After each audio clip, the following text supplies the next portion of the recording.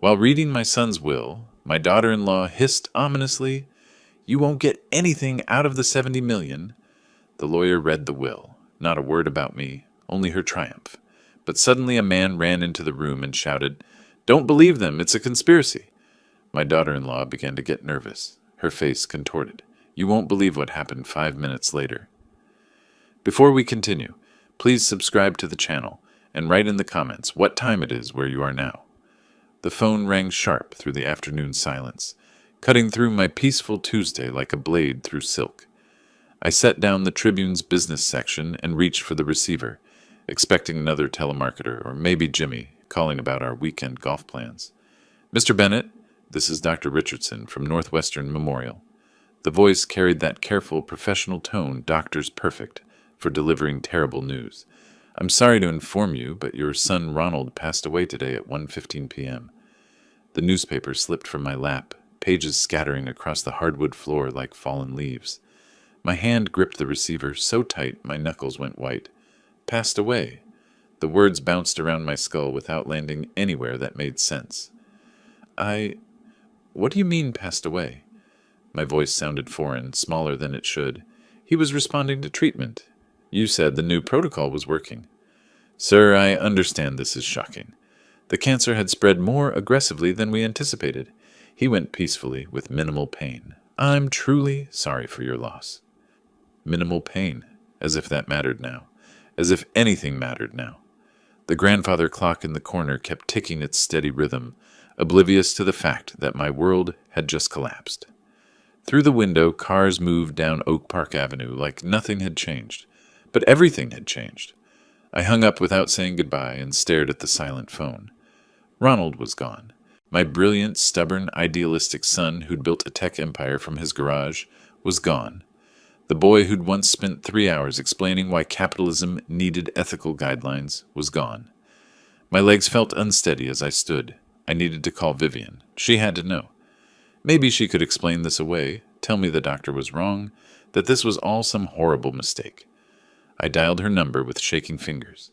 It rang twice before her voice answered, bright and casual. "Marvin? This is unexpected?" I could hear salon noise in the background. Hair dryers humming, women chattering. She was getting her nails done while her husband lay dying. "Vivian, I just got a call from Dr. Richardson." My throat felt raw. "About Ronald?"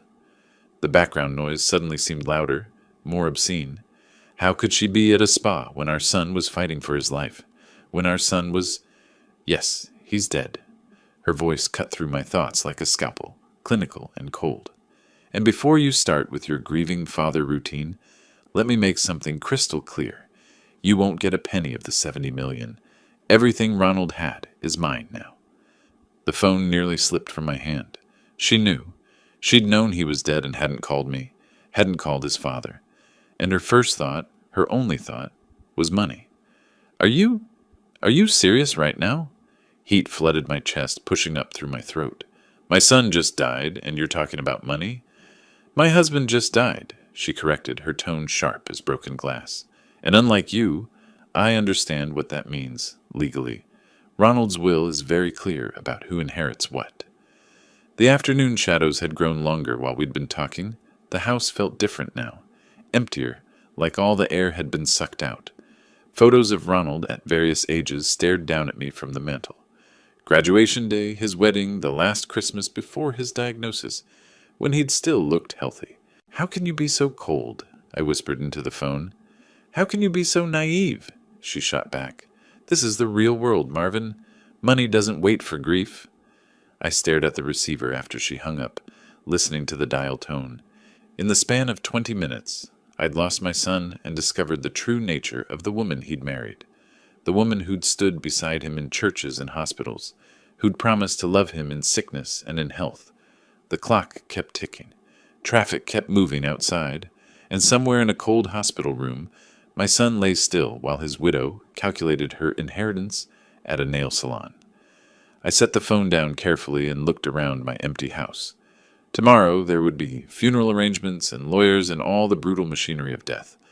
Tonight there was just this crushing silence and the terrible knowledge that the woman who'd taken my son's name had never deserved it. My finger hovered over the redial button. Rage was building in my chest, hot and purposeful. Vivian thought she could dismiss me, dismiss Ronald's memory, with her talk of wills and money. She was about to learn otherwise. My finger pressed redial with deliberate force. The rage had settled into something harder now, more focused. Grief could wait. This couldn't. The phone rang once before she answered, her voice still carrying that casual confidence. "What now, Marvin? How dare you think about money when my son just died?" The words exploded out of me, years of watching her manipulate Ronald compressed into pure fury. "How dare you?" "Your son was my husband," she interrupted, voice rising to match mine. "And everything he built, everything he earned, everything he suffered for, it's all mine now, not yours, mine." I paced across the living room, my free hand clenching and unclenching. The photos on the mantel watched me like silent witnesses. Ronald at 10, gap-toothed and proud of his science fair trophy. Ronald, at 25, arm around Vivian on their wedding day, both of them glowing with what I'd foolishly believed was love. "You didn't even call me," I said, my voice dropping to something darker. "Your husband died, and you went to get your nails done instead of calling his father." "I had appointments." Her tone was dismissive, like she was explaining something obvious to a child. "Besides, what was the point? You would have just rushed to the hospital and made a scene. I handled it professionally." "Professionally?" I stopped pacing. "He was your husband, not a business transaction." "Everything is a business transaction, Marvin. That's something you never taught him, but life did. Ronald learned to think like a businessman in the end. That's why his will is so comprehensive." There it was again. The will. She kept coming back to it like a vulture circling carrion. I thought about Ronald during his final months, how withdrawn he'd become, how he'd stopped taking my calls as often. I'd attributed it to the cancer, the treatments, the depression that comes with facing mortality. But maybe it had been something else. Maybe he'd finally seen through her mask. "You couldn't even pretend to grieve for 5 minutes," I said. "Grief is a luxury I can't afford. Do you have any idea how much debt the treatments left us in? How much money we spent on experimental procedures and private doctors and flying to Switzerland for some miracle cure that didn't work?" Her voice was getting shriller. "I sacrificed everything for him, and now I'm going to collect what I'm owed." "What you're owed?" The words tasted bitter. "You abandoned him. I saw how often you visited during chemotherapy. I counted the days between your hospital appearances. I was protecting our assets. Someone had to think practically while you and Ronald were playing out some tragic father-son fantasy. Someone had to ensure there would be something left when the medical bills were paid." The line went quiet, except for our breathing. Through the window, I watched a neighbor walking his dog. The ordinary rhythm of a Tuesday afternoon, continuing while my world burned down. That dog probably showed more loyalty than the woman on the other end of this call. "You never loved him," I said finally. "Love doesn't pay bills, Marvin. Love doesn't secure futures. Love is what naive people believe in before life teaches them better." Her voice had gone cold again, surgical. "Ronald figured that out, eventually. Why do you think he rewrote his will 3 times in the last year?" The words hit like a physical blow. 3 times. Ronald had been planning something, changing something, and I'd been completely unaware. How many conversations had I missed? How many signs had I ignored while focusing on treatment schedules and doctor appointments? "You're a monster," I whispered. "I'm a realist. And tomorrow at the funeral, you'll see exactly how realistic I can be."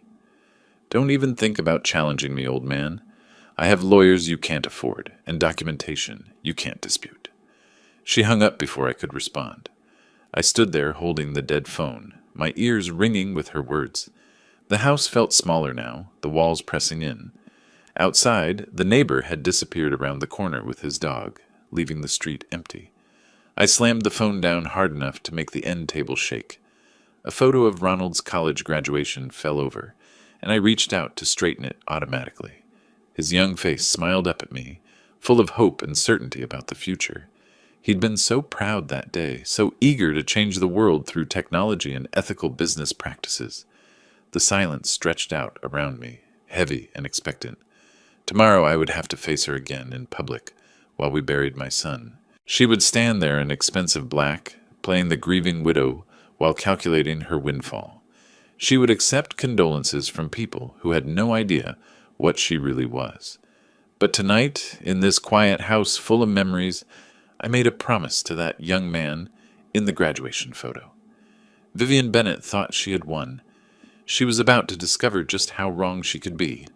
The morning light filtered through my bedroom curtains like it had every day for the past 15 years, but today everything felt different.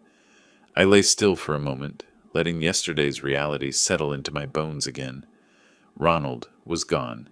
Vivian had shown her true colors, and today I would have to face both truths in public. I sat up slowly, joints protesting the movement. Sleep had been elusive, filled with fragments of phone calls and memories of Ronald as a boy. The house felt impossibly quiet, without the possibility of his weekly check-in calls. No more, "Hey Dad, how's retirement treating you?" No more updates about his latest business ventures or complaints about experimental treatments. The coffee maker gurgled to life on its timer, a small mercy of routine in a world gone sideways. I shuffled to the kitchen, poured a cup, and stood at the window watching Chicago wake up. Traffic was already building on the expressway in the distance. People heading to jobs, to lives that hadn't been shattered by a phone call yesterday afternoon. My black suit hung in the closet like a uniform for grief. The last time I'd worn it was for Margaret's funeral 3 years ago.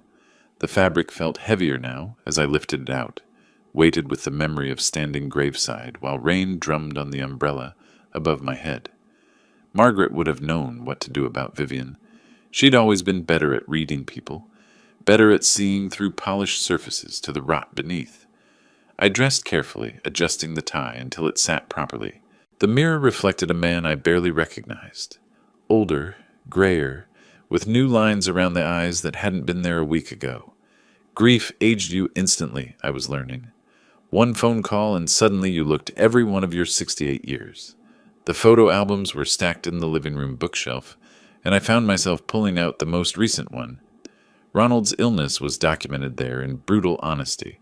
The gradual weight loss, the way his smile became more forced as treatments failed, the hollow look that settled into his eyes during the final months.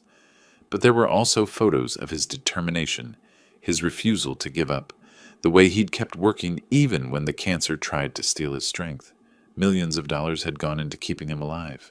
Experimental treatments in Germany, clinical trials in Houston, a last-ditch surgery in Boston that had bought him 3 extra months. I'd paid for some of it. Ronald's insurance and business accounts had covered the rest, and Vivian had complained about every penny spent. "We're hemorrhaging money," she'd said during one particularly brutal chemo cycle. "At what point do we accept reality?" Reality, her favorite word, as if love and hope were luxuries only fools could afford. I closed the album and set it back on the shelf. The photos showed something else too, something I'd been too focused on medical reports to notice at the time. In the later pictures, Ronald rarely looked at Vivian directly. When she was in frame at all, there was a distance between them that hadn't been there before his diagnosis. Maybe he'd started seeing through her performance. Maybe that was what she'd meant about him rewriting his will 3 times. The funeral was at 2 o'clock, St. Matthew's Episcopal, the same church where Ronald and Vivian had been married 5 years ago. I'd walked him down the aisle that day, proud and hopeful about his future. The irony wasn't lost on me now. I packed a small bag with essentials and checked my watch. 11:30. Enough time to drive there slowly, maybe stop by the cemetery to see the plot we'd selected. Ronald would be buried next to his mother, in the Bennett family section that went back 4 generations. Vivian would have preferred something more expensive, more ostentatious, but the will Ronald had written before his illness specified exactly where he wanted to rest. At least he'd gotten that right. The garage door rumbled open, and I backed the Buick out into the morning sunshine. Oak Park looked peaceful at this hour. Tree-lined streets, well-maintained houses, the kind of neighborhood where people still waved to each other and borrowed cups of sugar. Ronald had grown up here, learned to ride his bike on these sidewalks, built his first computer in the basement workshop. As I drove toward the expressway, my hands gripped the steering wheel, tighter than necessary. Today I would face Vivian in front of friends, colleagues, and extended family. She would play the grieving widow perfectly, accepting sympathy while mentally cataloging who might be worth cultivating for future business relationships. She would expect me to play along, to maintain the fiction of family unity for appearances. She was going to be disappointed. The traffic moved steadily toward downtown, carrying me toward whatever confrontation awaited. In the rearview mirror, Oak Park grew smaller, but my resolve grew stronger. Vivian thought she'd won by default, that money and lawyers made her untouchable. She was about to learn that some battles couldn't be bought, and some fathers would go to extraordinary lengths to protect their son's memory. The city skyline rose ahead of me, gleaming in the morning sun. Somewhere in that maze of steel and glass, Vivian was probably getting ready too, choosing jewelry expensive enough to signal her new wealth, but tasteful enough to avoid criticism, calculating even in her grief performance. But calculation worked both ways, and I'd had all night to think about mine. I backed out of the driveway slowly, my hands steadier now than they'd been since yesterday's phone call. The morning sun slanted through the oak trees lining Forest Avenue, casting familiar shadows across pavement I'd driven thousands of times. But today felt different. Today I was driving toward war. The route to Graceland Cemetery was etched in my memory, down Harlem Avenue to the Eisenhower, then east toward the city. Traffic moved in its predictable rhythm, commuters heading to offices where they'd complain about meetings and deadlines, normal problems that seemed insignificant when measured against burying your son and facing his calculating widow. A medical office building flashed past on my right, its glass facade reflecting the morning light. The sight triggered something sharp in my chest. How many times had I driven Ronald to similar buildings over the past 18 months? How many waiting rooms had we sat in together while Vivian claimed she had prior commitments? I remembered the third chemotherapy session most clearly. Ronald had asked me to drive him because Vivian was getting her hair colored while her husband fought poison with poison, while his body tried to reject the cure that might save his life. I'd sat in that sterile waiting room for 4 hours, watching other families support their loved ones, while wondering where my daughter-in-law had learned such casual cruelty. "Dad, you don't have to stay," Ronald had said when they finally wheeled him out, pale and shaking from the treatment, but his eyes said something different. His eyes said he needed his father because his wife couldn't be bothered to show up. The memory made my jaw clench as I merged onto I-90. A sleek BMW passed me in the left lane, and I found myself wondering if it was similar to the one I'd seen Vivian getting into last month outside the Palmer House Hotel. She'd told Ronald she was meeting with estate planners, but estate planners didn't usually require afternoon meetings at luxury hotels, and they certainly didn't require the kind of intimate body language I'd witnessed from my parking spot across the street. I'd followed her that day, something I'd never imagined myself doing, but something about her excuses had started wearing thin, especially when Ronald's condition was deteriorating and she seemed more concerned with her social calendar than his treatment schedule. The man she'd met was tall, silver-haired, expensive suit. They'd embraced like lovers, not lawyer and client, and when they'd gone upstairs together, I'd understood exactly what kind of planning was taking place. Luther Hayes. I'd looked him up later, a lawyer, but not the kind who specialized in estate planning, the kind who specialized in getting rich wives out of inconvenient marriages, the kind who probably charged by the hour for more than legal advice. The city skyline grew larger ahead of me, steel and glass towers reaching toward a cloudless sky. Ronald had always loved that view, even as a child. He'd press his face against the car window during family trips downtown, counting skyscrapers and imagining the businesses housed inside them. "Someday I'll have an office up there, Dad," he'd said once, and he had. 37th floor of the Willis Tower, before the cancer made climbing even small hills a challenge. But the memory that hurt most was our last real conversation. 3 weeks before he died, he'd called me at home, his voice weak but purposeful. "Dad, I need you to know something," he'd said, "about Vivian, about what's been happening. Son, you don't need to worry about... No, listen. I know what she's been doing, who she's been seeing." His voice carried a weight that had nothing to do with physical illness. "I've known for months. I'm taking care of it, though. I'm taking care of everything." I'd wanted to ask more, to offer comfort or advice, but Ronald had changed the subject to my garden and his mother's old rose bushes. Now I understood why.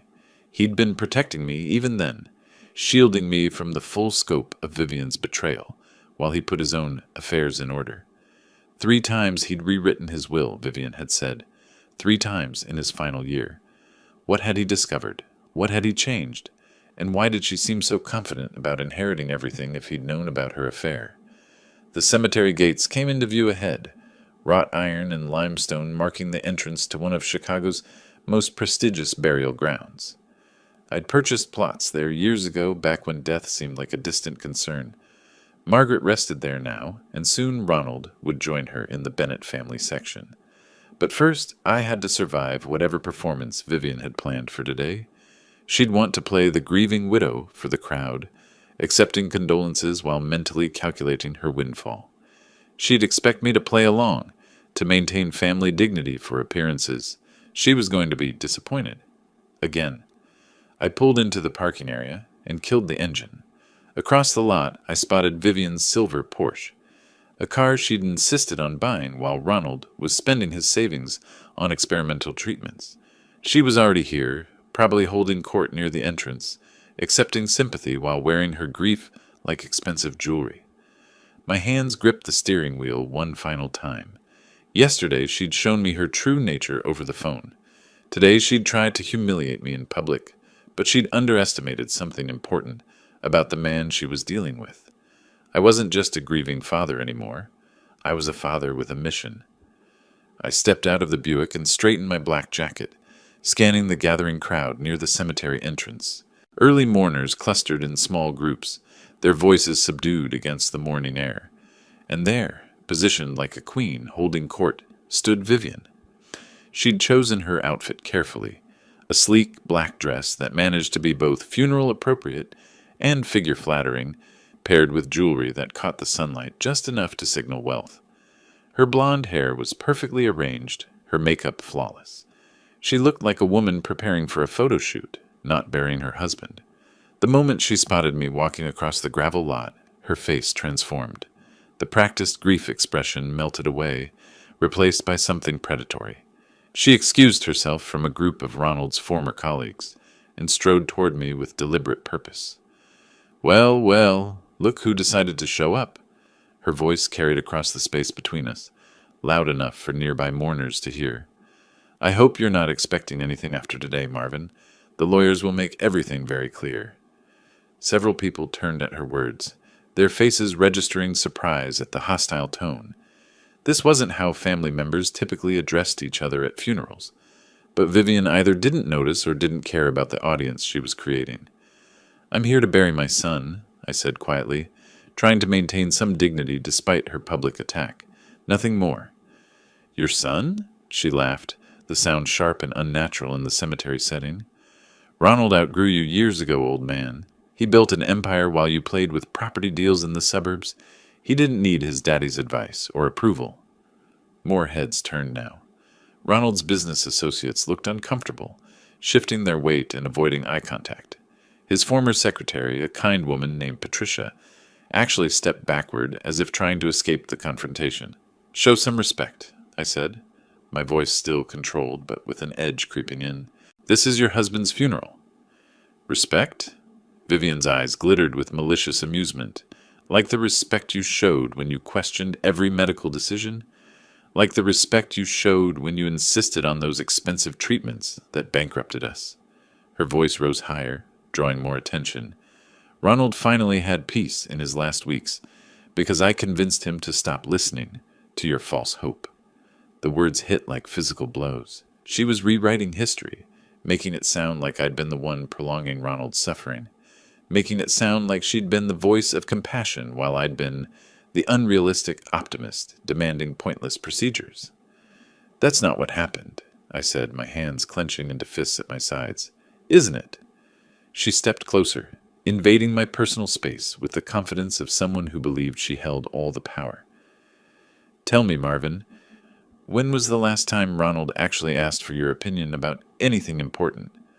When was the last time he called you first with good news or bad news?" The questions stung because they contained just enough truth to wound. Ronald had been pulling away in his final months, but I'd attributed it to his illness, his struggle with mortality. I'd never considered that his wife might be poisoning him against his own father.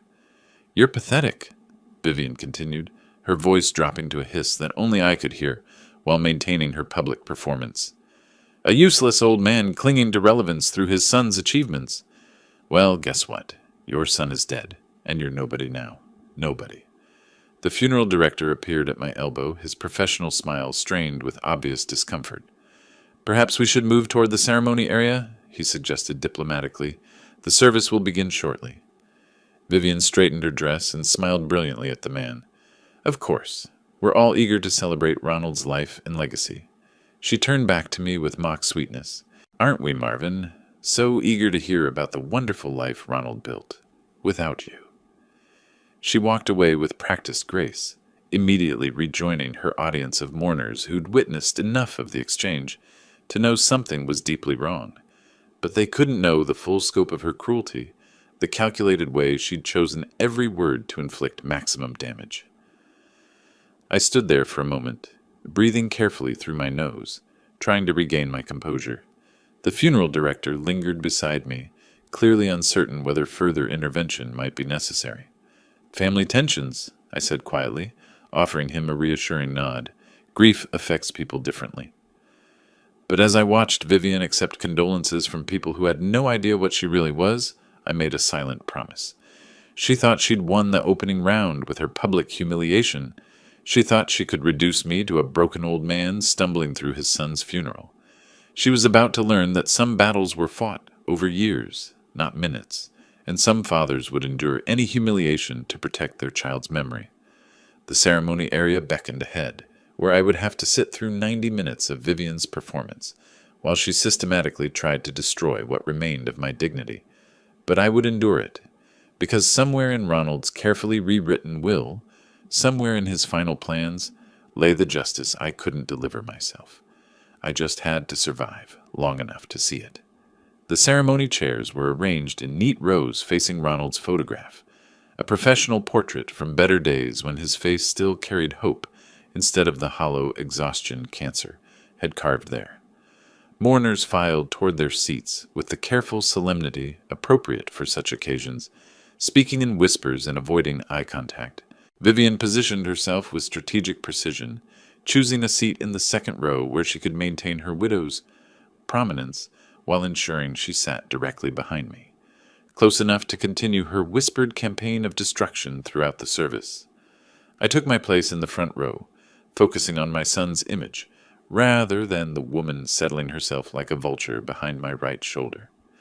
The funeral director made final adjustments to the flower arrangements, expensive displays that Vivian had undoubtedly chosen for their visual impact rather than their meaning.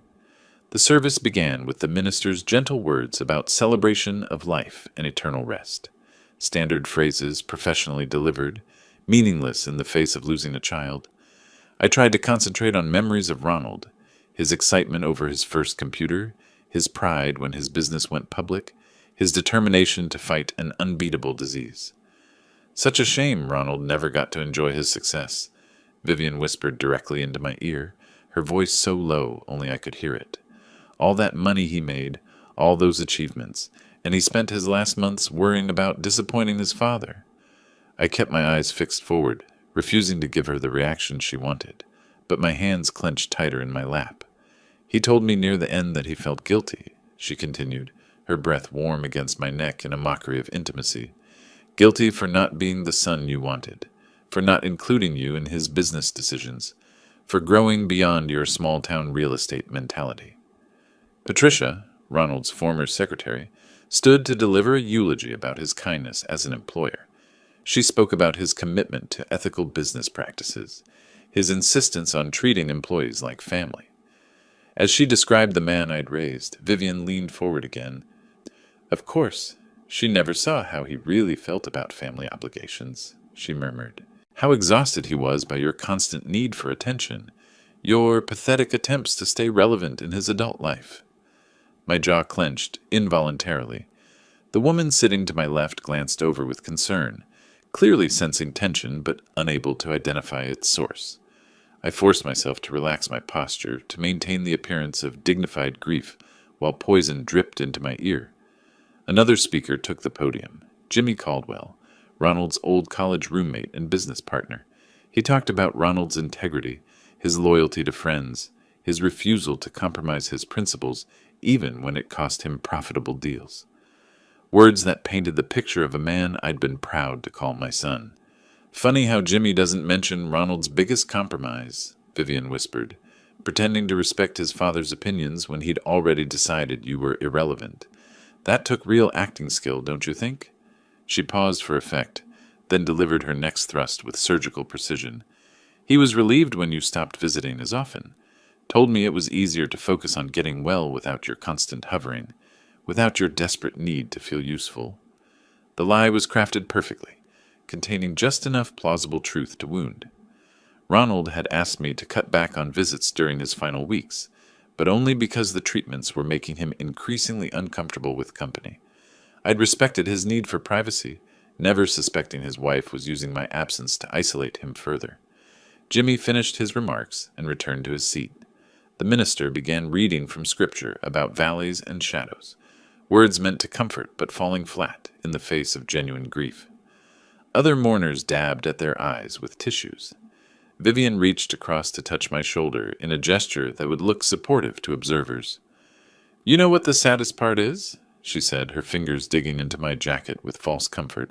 "Ronald died believing his father loved him. He never realized you just loved the idea of having a successful son to brag about, the reflected glory, the way people looked at you differently when they learned who your son was."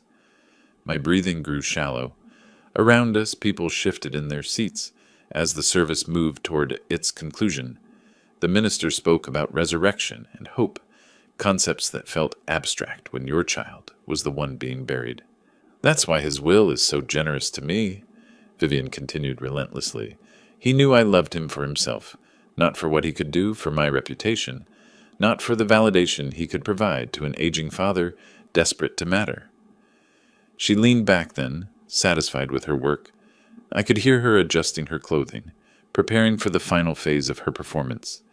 In a few minutes, she would stand and accept condolences with perfect grace, playing the devastated widow while I sat here processing the systematic demolition of my relationship with my son. But as the minister moved toward his closing prayer, I realized something important. Vivian's cruelty was too calculated, too specific. She wasn't just venting grief or striking out randomly. She was working from a script, delivering precisely crafted wounds designed to destroy my confidence before whatever came next, which meant she was afraid of something. Something about today, about the will reading, about information she thought I might possess. Her sustained attack wasn't the behavior of someone completely confident in their position. It was the behavior of someone trying to break their opponent before the real battle began. The service concluded with a benediction and the gentle suggestion that mourners proceed to the graveside. People began standing, gathering purses and adjusting coats. Vivian rose gracefully and immediately began accepting sympathy from nearby attendees, transforming back into the grieving widow with practiced ease. But she'd miscalculated something crucial. She'd assumed her words would leave me broken and defeated. Instead, they'd revealed her desperation, and that knowledge would have to sustain me through whatever came next. Cars pulled away from Graceland Cemetery in a somber procession, but I barely registered the movement around me. The funeral had drained something essential from my core, leaving me hollow as an empty vessel. Vivian's systematic cruelty during the service had accomplished exactly what she'd intended. I felt beaten down, defenseless, ready to accept whatever final humiliation awaited at the lawyer's office. The Willis Tower rose ahead of us like a monument to corporate power, its black glass reflecting the afternoon sun in sharp geometric patterns. 15 minutes of downtown traffic had passed in a blur while I processed the morning's emotional assault. Now we were parking in the underground garage, preparing for the final act of this carefully orchestrated drama. Vivian emerged from her Porsche, looking refreshed rather than grieved, as if the funeral had energized rather than depleted her. She'd reapplied her lipstick and straightened her dress, transforming back into the poised professional woman who'd charmed her way into my son's life 5 years ago. The grieving widow performance was over. Now came the business meeting. Luther Hayes waited for us in the lobby, his silver hair immaculate, and his expensive suit perfectly tailored. He greeted Vivian with the kind of lingering handshake that confirmed everything I'd suspected about their relationship, then offered me a professionally appropriate nod. "My condolences again, Mr. Bennet," he said, his voice carrying just the right amount of sympathy. "I know this is difficult, but we'll make the proceedings as painless as possible." The elevator ride to the 37th floor felt endless. Vivian stood close enough to Luther that their shoulders touched, while I occupied the opposite corner, like a defeated old man being escorted to his execution. The floor numbers climbed steadily, 20, 25, 30, each digit marking my progression toward financial ruin. Luther's office occupied a corner of the building with floor-to-ceiling windows overlooking the Chicago River. The conference table was polished mahogany, surrounded by leather chairs that probably cost more than most people's monthly salaries. Everything about the space screamed success, power, authority, the perfect stage for Vivian's final victory. "Please have a seat wherever you're comfortable," Luther said, gesturing toward the chairs, but Vivian had already positioned herself at his right hand, claiming the seat of honor beside the man who would deliver her prize. I took a chair across the table, isolated like a defendant facing judgment. The will documents lay in a neat stack before Luther, bound in blue folders that gave them official weight. He arranged his reading glasses with theatrical precision, cleared his throat, and assumed the grave expression appropriate for such moments. "Before we begin," Vivian said, her voice honey-sweet with false concern, "I want you to know I hold no grudges, Marvin. Ronald's illness was hard on all of us. I understand if you had expectations about his final wishes." She leaned forward slightly, her eyes bright with anticipation. "But you need to prepare yourself for disappointment. The will is very clear about who inherits the $70 million. Ronald was quite specific about ensuring my financial security after his death." The words hit exactly as intended. My shoulders sagged further. My hands trembled slightly as I gripped the chair arms. She was right, of course. Why would Ronald leave anything substantial to his father when he had a young wife to protect? Why would he burden her with the obligation to care for an aging parent? "Shall we proceed?" Luther asked, his voice professionally neutral, but with an undertone of satisfaction. He was about to deliver the performance of his career, reading a document that would make his lover rich, while destroying an old man who'd already lost everything that mattered. I nodded silently beyond speech. Across the table, Vivian's smile grew wider. She'd won completely, first by isolating Ronald from his father, then by humiliating me at his funeral, and now by claiming the fortune that represented my son's life's work. Luther opened the folder with deliberate ceremony, his eyes scanning the first page as if verifying details he'd already memorized. The conference room fell silent except for the distant hum of downtown traffic 37 floors below. "This is the last will and testament of Ronald James Bennet," he began formally, his voice carrying the weight of legal authority. "Dated March 15th, 2025. Vivian's breathing quickened slightly. I closed my eyes, preparing for the final blow that would leave me with nothing but memories of the son who'd apparently forgotten his father in his final months. Luther cleared his throat again, preparing to read the document that would complete my destruction. "I, Ronald James Bennet, being of sound mind and disposing memory, do hereby revoke all previous wills and codicils made by me, and declare this to be my last will and testament." Luther's voice carried perfect authority as he read from the document, each word dropping into the silence like stones into still water. I kept my eyes fixed on my hands, watching them tremble slightly despite my efforts at control. Across the table, Vivian sat perfectly still, but I could feel her satisfaction radiating like heat from a furnace. "To my beloved wife, Vivian Catherine Bennet, who has shown such devoted care during my illness and who deserves financial security in her widowhood, I leave all my assets, properties, and monetary inheritance." Luther paused meaningfully. "This includes my technology company shares, real estate holdings, investment portfolios, and liquid assets, totaling approximately $70 million. The words crashed over me like a physical blow. $70 million. Everything Ronald had built, everything he'd achieved, flowing to the woman who'd betrayed him while he lay dying, the woman who'd spent his final months planning his funeral and calculating her windfall. Furthermore, Luther continued, his voice growing more confident, I specifically direct that this inheritance not be subject to any family claims or expectations. My wife's financial independence is paramount, and she should feel no obligation to support extended family members who may believe themselves entitled to my estate. Extended family members? The phrase was a knife twisted in the wound. That's how my son had seen me in his final months. Not as the father who'd raised him, not as the man who'd driven him to countless treatments, but as an obligation to be dismissed. Vivian's hand moved to cover her mouth in a gesture of shock, but I caught the flash of triumph in her eyes. She was performing grief while celebrating victory, playing the overwhelmed widow while claiming her prize. There are additional provisions regarding charitable donations and minor bequests, Luther said, flipping through pages with professional efficiency. But the primary inheritance is clear and unambiguous. Mrs. Bennet inherits the entirety of her husband's estate. The conference room felt airless, the windows suddenly seeming more like barriers than openings. Outside, Chicago continued its busy rhythm, people pursuing their lives and dreams while mine collapsed into rubble. Ronald's final judgment had been delivered with legal precision. His father was worth nothing. I need a moment, I whispered, my voice barely audible. Of course, Vivian said, her tone dripping with false sympathy. This must be overwhelming. I know you had hopes. She trailed off delicately, as if sparing my feelings while delivering the final thrust. Luther began organizing his papers with satisfied efficiency. The document has been properly witnessed and notarized.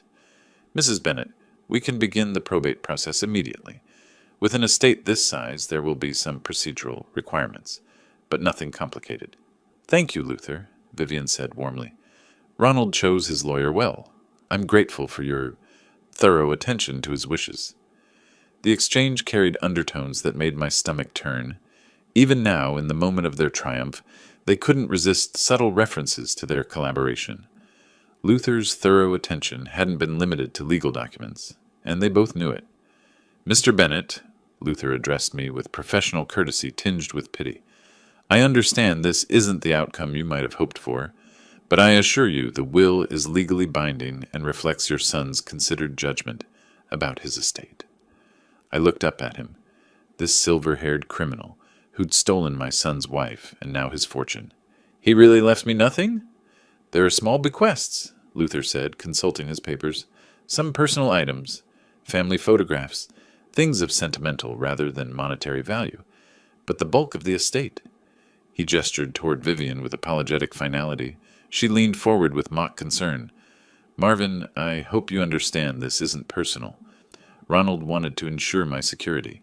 He knew I'd given up my career to care for him, that I'd sacrificed my earning potential for his needs.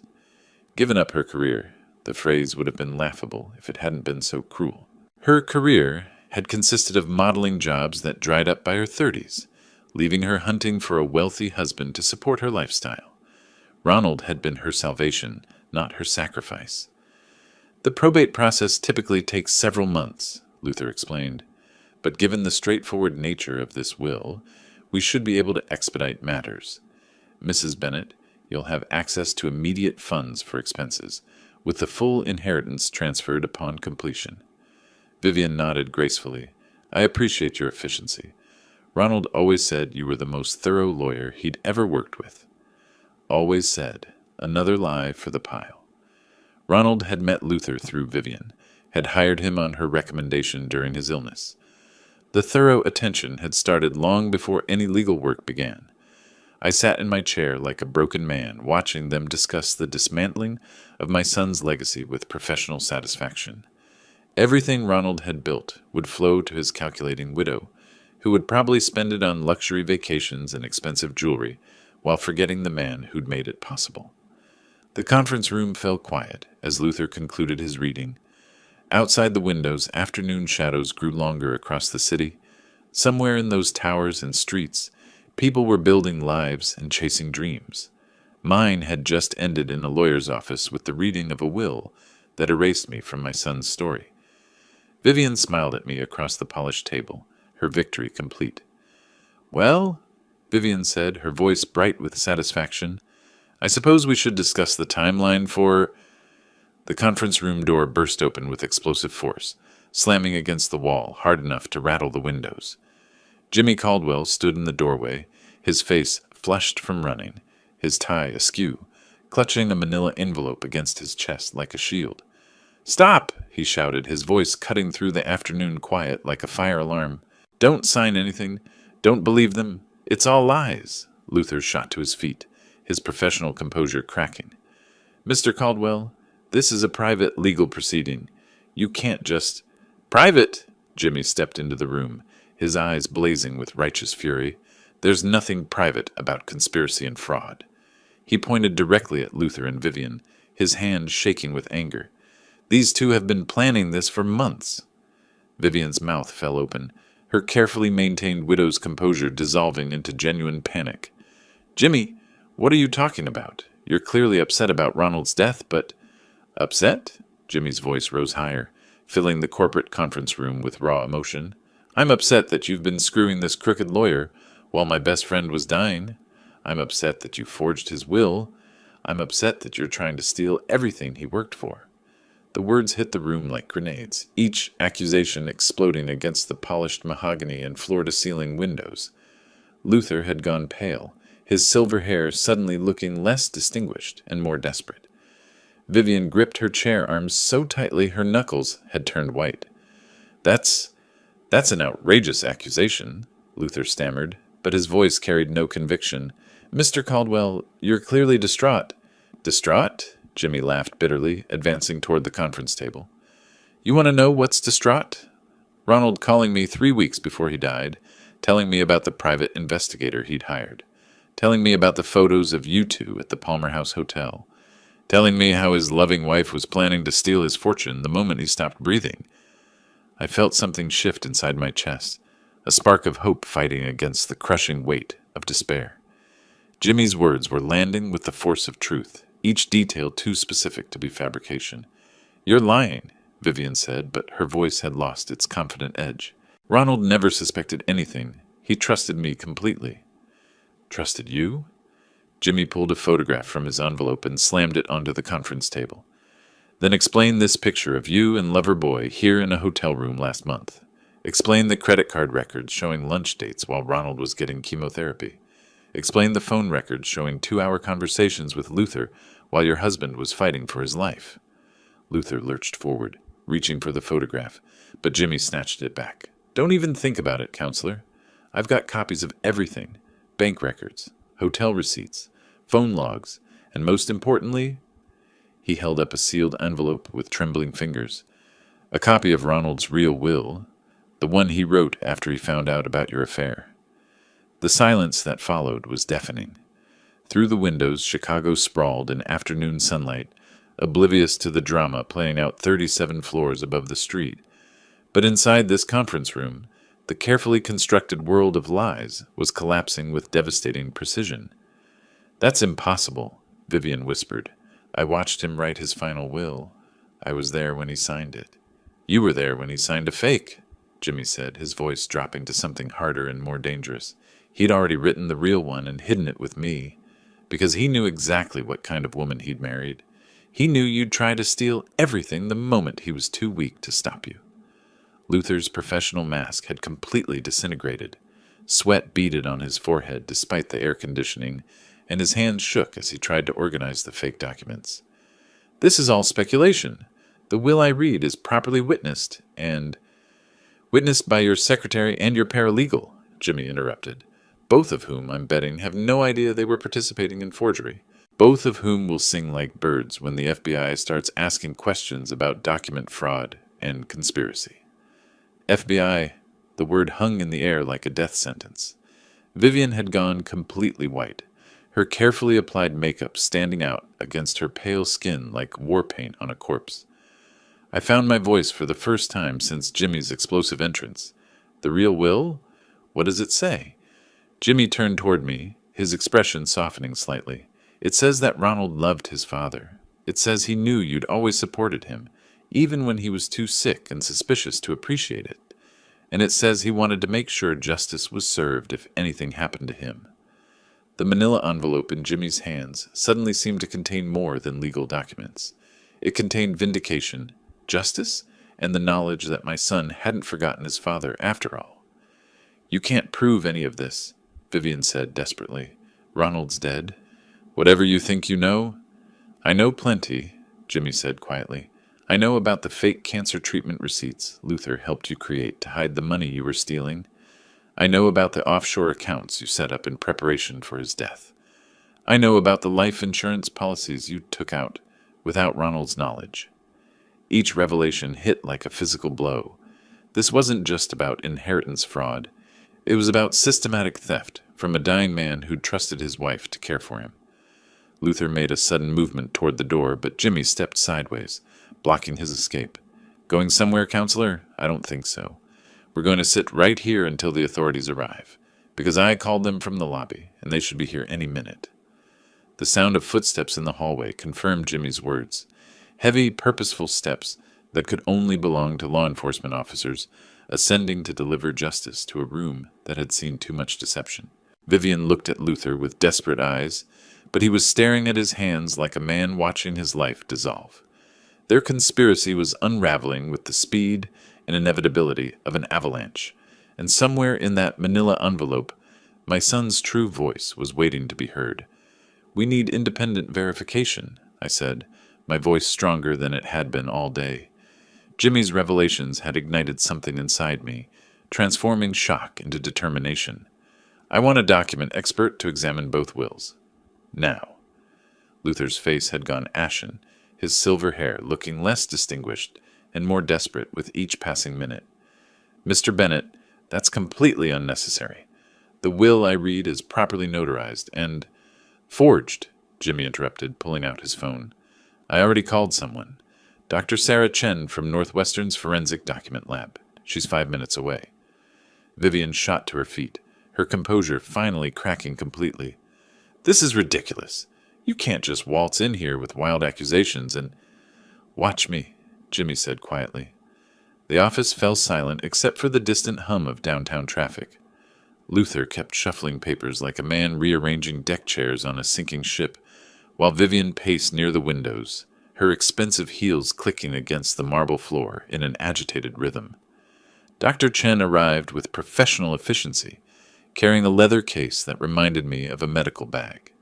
She was younger than I'd expected, probably early 40s, with keen eyes behind wire-rimmed glasses and an air of scientific authority that made Luther visibly nervous. "Mr. Caldwell briefed me on the situation," she said, setting her case on the conference table. "I understand there are questions about document authenticity. May I see the contested will?" Luther hesitated, his hand hovering over the blue folder. "I'm not sure this is legally appropriate without proper—" "Hand it over," I said, my patience finally exhausted, "unless you have something to hide." Dr. Chen examined the document with methodical precision, using magnifying equipment and specialized lighting from her case. Her expression remained neutral, but I caught her eyebrows rising slightly as she studied the signature area. "Interesting," she murmured, making notes on a tablet. "The ink composition appears inconsistent with the paper date. And this signature?" She looked up at Luther with sharp eyes. "When exactly did you witness this document being signed?" "March 15th, Luther said automatically, then caught himself. "I mean, that's the date listed on the—" "The ink analysis suggests this signature was made no earlier than last week," Dr. Chen said calmly. "Possibly within the last few days. Would you care to explain that discrepancy?" Vivian's pacing stopped abruptly. Luther's Adam's apple bobbed as he swallowed hard, clearly searching for an explanation that wouldn't incriminate him further. "There's more," Jimmy said, producing a sealed envelope from his jacket. "Ronald gave me this 3 weeks before he died. His real will, witnessed by his doctor and his accountant, both men who had no reason to lie." Dr. Chen examined the envelope seal with professional interest. "This appears intact. The paper stock is different from the questioned document, and the age characteristics are consistent with the claim date." "We need to verify its contents," I said. Is there a way to access Ronald's bank records? He mentioned keeping important documents in his safety deposit box. Jimmy nodded. I have authorization. Ronald made me a backup executor specifically for this situation. He suspected Vivian might try something after he died. The trip to First National took 15 minutes, our unlikely procession moving through downtown Chicago like a legal parade. Dr. Chen rode with me, her equipment case secured in my back seat, while Jimmy followed in his Honda.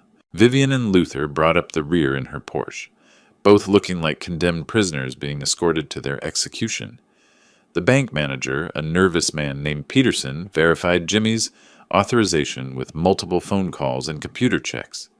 Ronald had indeed named Jimmy as backup executor, with specific instructions that his safety deposit box be opened in case of suspected document fraud. Your son was very thorough, Peterson told me as we descended to the vault level. He updated these instructions just 6 weeks ago during his final office visit. The safety deposit box contained exactly what Jimmy had promised, a sealed envelope marked Final Will and Testament in Ronald's careful handwriting, along with a separate letter addressed to me personally. Dr. Chen supervised the opening process, documenting everything with photographs and careful chain of custody procedures. As she broke the seal on the will envelope, Vivian made one last, desperate attempt. Whatever that says, it doesn't matter, she said, her voice cracking with strain. Ronald was on heavy medication toward the end. He wasn't thinking clearly. Actually, Dr. Chen said, examining the document, this will was prepared and executed according to Illinois state law requirements, properly witnessed, notarized, and legally binding. She looked up at me with something approaching a smile. Mr. Bennett, would you like to know what your son really wanted? I nodded, afraid to trust my voice. Across the small vault room, Vivian's face had gone completely white. Luther stood frozen, probably calculating his chances of fleeing the country before the criminal charges were filed. I think, Dr. Chen said, we should return to the office for a proper reading. This document deserves the same formal respect that was given to the forgery. As we walked back toward the elevators, I felt something I hadn't experienced since Tuesday afternoon. Hope, real hope, backed by evidence and professional verification. Behind me, I could hear Vivian and Luther whispering desperately to each other, their conspiracy collapsing with each step toward the truth. Back in Luther's conference room, the atmosphere had completely transformed.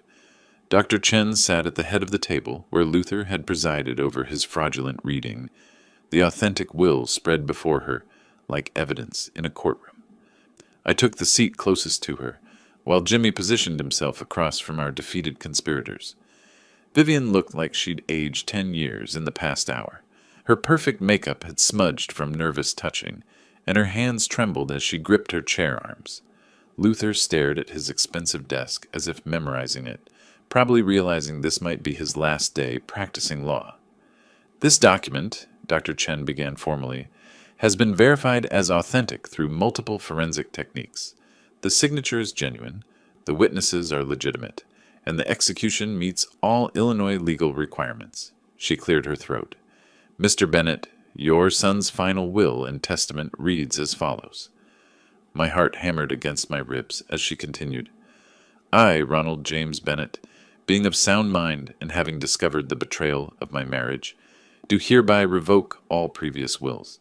To my beloved father, Marvin Bennett, who supported me through my illness while my wife pursued her own interests, I leave my entire estate valued at approximately $70 million. The words hit Vivian like physical blows. She gasped, then began shaking her head frantically. No, no, that's impossible. Ronald loved me. He wouldn't— There's more, Dr. Chen said, her voice cutting through Vivian's denial. Quote, my wife, Vivian, forfeited any claim to my estate through her adultery with my attorney, Luther Hayes, whom I trusted to handle my affairs honestly. Their betrayal during my illness demonstrates their unfitness to inherit anything I built through honest work. Luther's face had gone gray. Professional ruin was staring him in the face, along with potential criminal charges that could end his career permanently. Dr. Chen continued reading. Furthermore, I direct my father to pursue all legal remedies against any parties who attempt to defraud my estate through forged documents or false claims. I have provided evidence of such anticipated fraud to my friend James Caldwell, who I trust to ensure justice is served. The room fell silent except for Vivian's increasingly labored breathing. Then suddenly she collapsed to her knees beside her chair, her composure finally shattering completely. "Please," she sobbed, reaching toward me with desperate hands. "Marvin, you have to understand. I was scared. Ronald was dying, and I didn't know what would happen to me. I panicked and made terrible choices." The tears might have been genuine, but the manipulation underneath them was transparent. Even in defeat, she was calculating, trying to find an angle that might save her from complete ruin. "I'll give you half," she continued desperately. "We can work something out. I'll sign whatever you want. Just don't press charges, please." I looked down at this woman who'd tormented me through my son's funeral, who'd whispered poison during his memorial service, who'd stolen from him while he lay dying. The old Marvin might have felt pity, but the man I'd become through this ordeal felt only justice. "Ronald made his wishes clear," I said quietly. "He knew exactly what kind of person you are, and so do I." Luther finally found his voice, though it came out as a hoarse whisper. "Mr. Bennett, surely we can reach some understanding. I was manipulated by Mrs. Bennett. She convinced me that Ronald wanted—" "You forged legal documents," Jimmy interrupted. "You violated your oath as an attorney. You conspired to defraud a dying man's estate." He pulled out his phone. "The FBI is very interested in white-collar crime, especially when it involves lawyers." The next few minutes blurred together in a series of official procedures. Dr. Chen documented everything for her report. Jimmy called the authorities he'd been coordinating with throughout our investigation. I signed papers acknowledging my inheritance, while Luther and Vivian sat in stunned silence, watching their carefully planned heist dissolve into criminal liability. As the legal machinery began grinding into motion around us, I opened the personal letter Ronald had left me. His handwriting was weaker than I remembered, probably from the medications, but his message was crystal clear. "Dad, if you're reading this, it means my suspicions about Vivian were correct. I'm sorry I couldn't tell you everything while I was alive. I was trying to protect you from the pain of knowing how completely I'd been deceived, but I wanted you to know that your love and support meant everything to me. Use this inheritance wisely, and know that justice has been served. Your son, Ronald." I folded the letter carefully and put it in my jacket pocket, next to my heart. Across the table, Vivian was still crying, but her tears had turned bitter and self-pitying. Luther was making frantic phone calls, probably to criminal defense attorneys. "Mr. Bennett," Dr. Chen said, gathering her equipment, "the inheritance transfer will take some time to process through probate, but there's no question about your legal standing. Your son planned very carefully to protect his true wishes." As we prepared to leave Luther's office for the final time, I realized something important had shifted inside me. The crushing grief was still there, but it no longer felt like defeat. Ronald had protected me even in death, ensuring that justice would prevail over greed and betrayal. The last thing I saw before the elevator doors closed was Vivian staring at her hands in defeat, probably calculating how much money she'd need for legal fees instead of planning her luxurious future.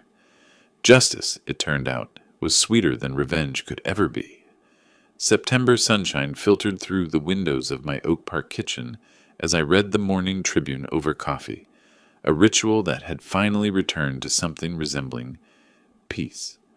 4 months had passed since that confrontation in Luther's office, and the legal system had worked with surprising efficiency once the evidence was clear. Vivian's conviction had made the business pages, 3 years for conspiracy to commit fraud, plus another 2 for the life insurance policies she'd secretly taken out on Ronald during his illness. The judge had been particularly harsh about her exploitation of a dying man's trust. Her appeals had been denied, her assets seized to pay legal fees, and her return to modeling had proven as pathetic as expected. At 40 with a criminal record, the industry had no interest in her desperation. Luther's sentence was harsher, 5 years federal prison for document forgery and violation of professional ethics. His law license had been permanently revoked, his reputation destroyed so thoroughly that even his former colleagues refused to acknowledge they'd known him. I'd heard through Jimmy that he was serving his time in a minimum security facility downstate, probably calculating how many years remained before he could attempt to rebuild some kind of life. The irony wasn't lost on me. They'd conspired to steal $70 million and ended up with nothing but orange jumpsuits and criminal records. Meanwhile, I'd discovered that wealth, when earned through justice rather than greed, carried different responsibilities. The first thing I'd done was establish the Ronald Bennett Cancer Research Foundation, donating $20 million to fund the experimental treatments that might help other families avoid our tragedy. Northwestern Memorial now had a wing dedicated to innovative cancer therapies, with Ronald's photo in the lobby showing him at his best. Young, hopeful, building his first computer company. The house felt different now, too. I'd made some improvements. A new kitchen, updated heating system, fresh paint, but kept the essential character intact. This was still the home where Ronald had learned to ride his bike and built his first computer. Luxury for the sake of luxury held no appeal when I'd seen what it did to people like Vivian. Jimmy had become a regular visitor, helping me navigate the technical aspects of the foundation and occasionally joining me for the golf games we'd planned before Ronald's death. He'd never accepted any payment for his crucial role in exposing the conspiracy, claiming that friendship couldn't be bought. But I'd quietly arranged for his daughter's college fund to receive a substantial boost, ensuring she'd graduate debt-free. Mr. Bennett? The voice belonged to Sarah Martinez, the Foundation's program director. She'd called to update me on the latest research grants we'd approved. The University of Chicago team thinks they've identified a promising new approach to pancreatic cancer treatment. Early trials are showing remarkable results. Fund it, I said immediately. Whatever they need. That was the thing about having money for the right reasons. Every dollar spent on research, every breakthrough that might help another family, felt like honoring Ronald's memory in the way he would have wanted. Not through marble monuments or expensive buildings with our name on them, but through practical action that might prevent other fathers from getting that terrible phone call on a Tuesday afternoon. The garden had become my refuge during the difficult months of legal proceedings and media attention. Ronald's mother's rose bushes were thriving under my renewed care, their blooms more vibrant than they'd been in years. I'd added new plantings, too, a small memorial section with flowers that bloomed at different times throughout the year, ensuring something was always growing in Ronald's honor. As I worked among the roses that evening, I thought about the letter I'd received from a family in Wisconsin. Their 28-year-old son had been diagnosed with the same aggressive pancreatic cancer that had taken Ronald. But thanks to research funded by our foundation, he was receiving treatments that hadn't existed a year ago. His prognosis was good. That letter, more than any bank statement or legal document, proved that justice had truly been served. The phone rang as darkness settled over Oak Park. I almost didn't answer, preferring the quiet of my garden to whatever business might require attention, but something made me check the caller ID. Mr. Bennett? The voice was young, nervous. This is Dr. Patel from the research team at University of Chicago. I know it's late, but I wanted to tell you personally. The treatment protocol your foundation funded, we've just had our first complete remission. Stage 4 pancreatic cancer completely eliminated.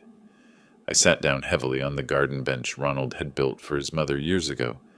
Somewhere in Chicago, a family was learning that their nightmare might have an ending different from ours, and Ronald, in his wisdom and planning, had made that possible. "Doctor," I said, my voice thick with emotion, "please send me everything you need for the next phase. We're going to beat this thing." After hanging up, I remained in the garden as night settled around me. The city lights twinkled in the distance, cars moving along their predictable routes, people heading home to families and lives that might now have different possibilities because of what we'd built from tragedy. Vivian had wanted money for luxury and status. Luther had wanted it for power and indulgence. But Ronald, even in death, had shown me what wealth could really accomplish when guided by love instead of greed. I touched the letter in my pocket, the one he'd written knowing he wouldn't survive to see justice done. His final gift hadn't just been the inheritance, it had been the opportunity to transform pain into purpose, loss into legacy. The roses rustled softly in the evening breeze, and for the first time since that terrible Tuesday phone call, I felt genuinely at peace. Justice wasn't just about punishment for those who'd done wrong.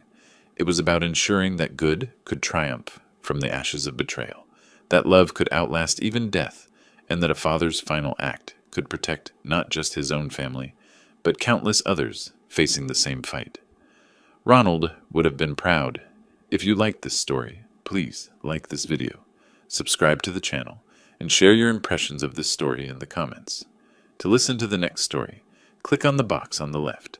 Thank you for watching.